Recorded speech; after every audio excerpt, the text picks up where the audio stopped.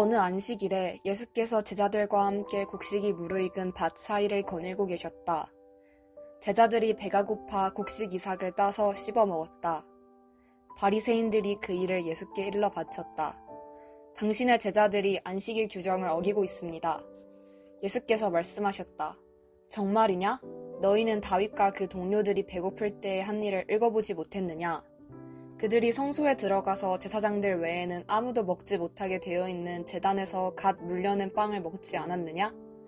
또 너희는 성전에서 직무를 수행 중인 제사장들이 매번 안식일 규정을 어기는데도 죄가 되지 않는다는 것을 하나님의 율법에서 읽어보지 못했느냐? 여기에는 종교 이상으로 훨씬 많은 문제가 걸려 있다. 너희가 만일 나는 경직된 의식보다 유연한 마음을 더 원한다고 한 성경 말씀의 뜻을 조금이라도 안다면 사소한 일로 이렇게 트집 잡지는 않을 것이다. 인자는 안식일의 종이 아니라 주인이다. 예수께서 밭을 떠나 그들의 회당으로 들어가셨다. 거기에 한쪽 손이 오그라든 사람이 있었다. 그들은 예수께 안식일에 병을 고치는 것이 율법에 맞습니까? 하고 물었다. 예수를 함정에 빠뜨리려고 했던 것이다. 예수께서 대답하셨다. 여기에 혹시 자신의 어린 양 한 마리가 골짜기에 떨어졌는데 안식일이라고 해서 그 어린 양을 끌어내지 않을 사람이 있느냐? 하물며 인간에게 친절을 베푸는 것이 짐승에게 친절을 베푸는 것만큼이나 율법에 맞지 않겠느냐? 그리고 나서 예수께서 그 사람에게 말씀하셨다. 네 손을 내밀어라. 그가 손을 내밀자 그 손이 다 나았다. 바리새인들은 발끈에 나가서는 예수를 파멸시킬 방도를 흥분하며 이야기했다. 예수께서 사람들이 자기를 붙잡으려는 것을 아시고 다른 데로 가셨다. 많은 사람들이 따라왔고 예수께서는 그들을 다 고쳐주셨다. 또 그들에게 소문을 내지 말라고 당부하셨다. 이사야가 기록한 대로 하신 것이다. 내가 신중히 택한 종을 잘 보아라. 나는 그를 한없이 사랑하며 기뻐한다. 내가 내 영을 그 위에 두었으니 그가 모든 나라에 정의를 선포할 것이다. 그러나 그는 소리를 지르거나 목소리를 높이지 않으며 길가에서 소란을 피우지 않을 것이다. 그는 누구의 감정도 짓밟지 않으며 너희를 궁지에 몰아넣지도 않을 것이다. 어느새 그의 정의가 승리할 것이며 아득히 먼 곳에 믿지 않는 사람들까지도 들려오는 그의 이름만 듣고도 희망을 품게 될 것이다. 그 후에 사람들이 귀신 들려 눈멀고 귀먹은 불쌍한 사람을 예수 앞에 데려왔다. 예수께서 그를 고쳐 시력과 청력을 되찾아 주셨다. 그것을 본 사람들이 감동했다. 이 사람은 다윗의 자손이 틀림없다. 그러나 바리새인들은 그 보고를 듣고서 빈정대며 말하였다. 마술이다. 소매자락에서 마귀의 속임수를 끄집어낸 것이다. 예수께서 그들의 비방에 맞섰다. 같은 사람에게 서로 상반되는 판결을 내리는 재판관은 자기 말을 무효로 하는 것이다.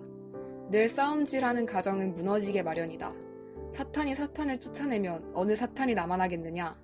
너희가 나를 마귀라고 욕하며 마귀 쫓아내는 마귀라 부른다면 너희의 귀신 쫓아내는 자들에게도 똑같이 욕이 되지 않겠느냐? 그러나 내가 하나님의 능력으로 악한 귀신들을 내쫓는 것이라면 하나님 나라가 확실히 여기 있는 것이다. 환한 대낮에 시퍼렇게 눈을 뜬 건장한 사내의 집에 들어가서 그 살림을 가지고 달아나려면 먼저 그 사람을 묶어야 하지 않겠느냐? 그를 묶으면 집을 깨끗이 털 수 있다. 이것은 전쟁이며 중립지대는 없다. 내 편이 아니라면 너희는 내 적이다. 돕지 않으면 방해하는 것이다. 용서하지 못할 말이나 행동은 없다. 그러나 너희가 고의로 하나님의 영을 끝까지 비방하면 너희를 용서하시는 바로 그분을 물리치는 것이 된다. 너희가 어떤 오해로 인자를 거부하면 성령께서 너희를 용서하실 수 있다. 그러나 성령을 거부하면 너희는 자신이 걸터앉은 나뭇가지를 톱으로 잘라내는 것이고 용서하시는 그분과의 모든 관계를 너희 자신의 사악함으로 끊어버리는 것이다. 건강한 나무를 키우면 건강한 열매를 거둔다. 병든 나무를 키우면 벌레 먹은 열매를 거둔다. 열매를 보면 나무를 알 수 있다. 너희 생각은 뱀 구덩이와 같다. 너희 생각이 그렇게 더러운데 어떻게 너희 말이 온전할 수 있겠느냐? 너희 말에 의미를 부여해주는 것은 사전이 아니라 너희 마음이다. 선한 사람은 철마다 선한 행실과 선한 말에 열매를 맺는다. 악한 사람은 과수원의 마른 병과 같다. 내가 너희에게 말한다. 이 부주의한 말 한마디 한마디가 되돌아와서 너희를 괴롭힐 것이다. 결산의 날이 올 것이다. 말에는 막강한 힘이 있다. 말에 신중을 기하여라. 말이 너희를 구원할 수도 있고 너희를 저주할 수도 있다. 나중에 종교학자와 바리새인 몇 사람이 예수를 찾아왔다. 선생님, 당신의 신임장을 보고 싶습니다.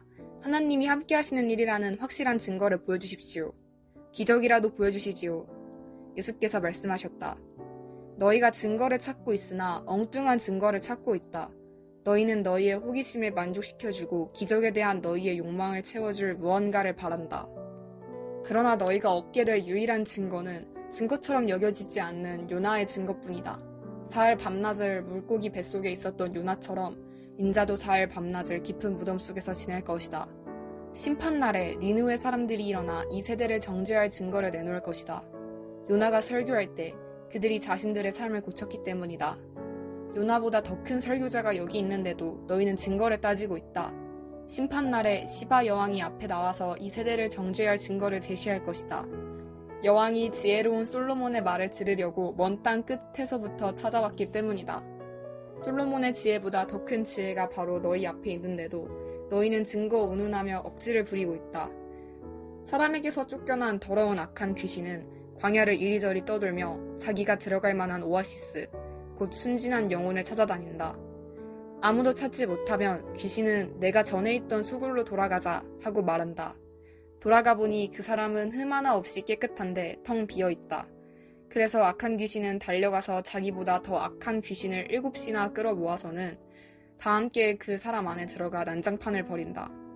결국 그 사람의 상태는 깨끗함을 받지 않았던 처음보다 훨씬 나빠진다. 바로 이 세대가 그렇다.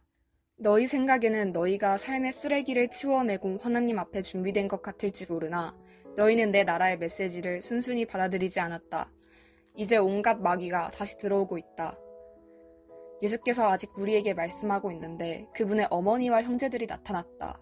그들은 밖에서 예수께 말을 전하려고 했다. 누군가 예수께 말씀드렸다. 선생님의 어머니와 형제들이 이야기하려고 밖에 있습니다. 예수께서 직접 답하지 않고 이렇게 말씀하셨다. 내 어머니와 형제들이 누구라고 생각하느냐? 그러고는 제자들을 향해 손을 내미셨다. 잘 보아라. 이들이 내 어머니요 형제들이다. 순종이 피보다 진하다. 내 하늘 아버지의 뜻에 순종하는 사람이 내 형제요, 자매요, 어머니다.